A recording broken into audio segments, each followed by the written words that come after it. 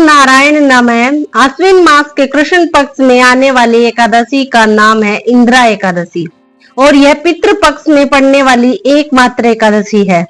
इसीलिए इसका महत्व और भी बढ़ जाता है। पौराणिक ग्रंथों के अनुसार इस एकादशी पर विधि पूर्वक व्रत करके इसके पुण्य को पितरों के नाम पर दान कर दिया जाए तो उन्हें मोक्ष मिलता है और व्रत करने वाले को भी अंत में वैकुंठ की प्राप्ति होती है। पद्म पुराण के अनुसार इस एकादशी का व्रत करने वाले व्यक्ति के 7 पीढ़ियों तक के पितर तर जाते हैं और इस बार की एकादशी की पूजा अन्य एकादशी की व्रतों से अलग है और विशेष है। इस वीडियो में आज आप जानेंगे एकादशी की तिथि और शुभ मुहूर्त के साथ ही पूजा विधि के बारे में।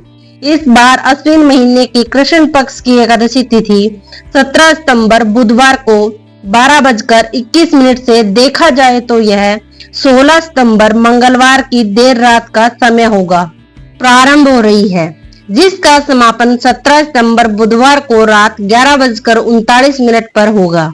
बुधवार को पूरा दिन ये एकादशी तिथि रहेगी, इसीलिए इस बार इंदिरा एकादशी का व्रत केवल 17 सितंबर दिन बुधवार को ही रहेगा। सभी गृहस्थ जन और सभी वैष्णव जन एकमात्र इसी दिन एकादशी का व्रत रखेंगे। दशमी तिथि के नियमों का पालन एक दिन पहले मंगलवार को किया जाएगा और एकादशी के दिन ब्रह्म मुहूर्त सुबह 4:41 से 5:29 तक रहेगा।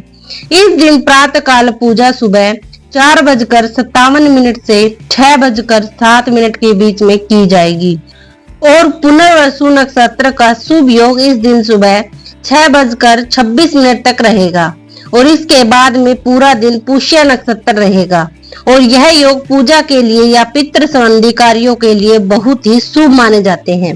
द्वादशी तिथि 17 सितंबर बुधवार को रात 11:40 से शुरू होगी। इसी के साथ हरिवासर का समय भी शुरू हो जाएगा और द्वादशी तिथि का समापन होगा गुरुवार को रात 11:24 पर और गुरुवार को ब्रह्म मुहूर्त सुबह 4:42 से 5:30 तक रहेगा।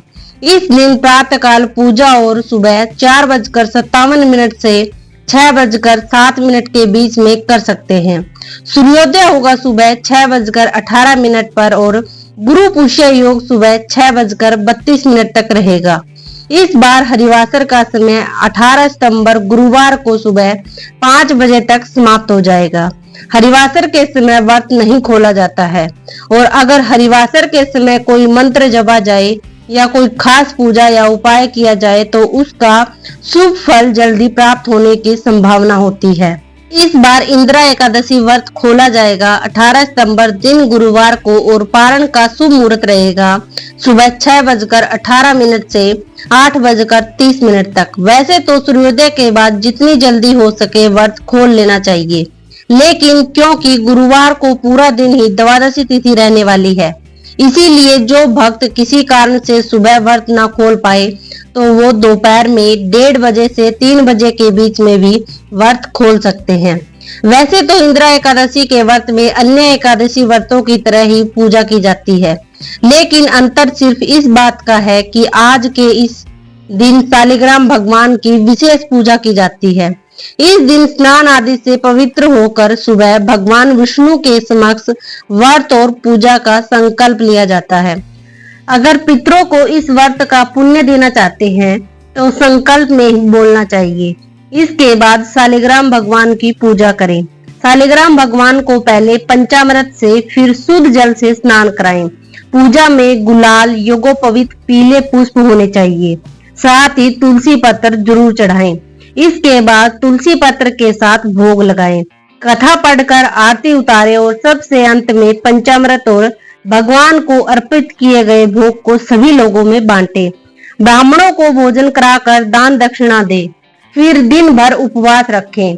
शाम के समय एक बार फिर से पूजा करें और द्वादशी तिथि को पूजा करने के बाद दान की सामग्री किसी निर्धन व्यक्ति को देने के बाद समय तुलसी पत्र और जल से या पंचामृत से व्रत का पारण करने के बाद शुद्ध सात्विक भोजन ग्रहण करें। यही थी एकादशी की जानकारी।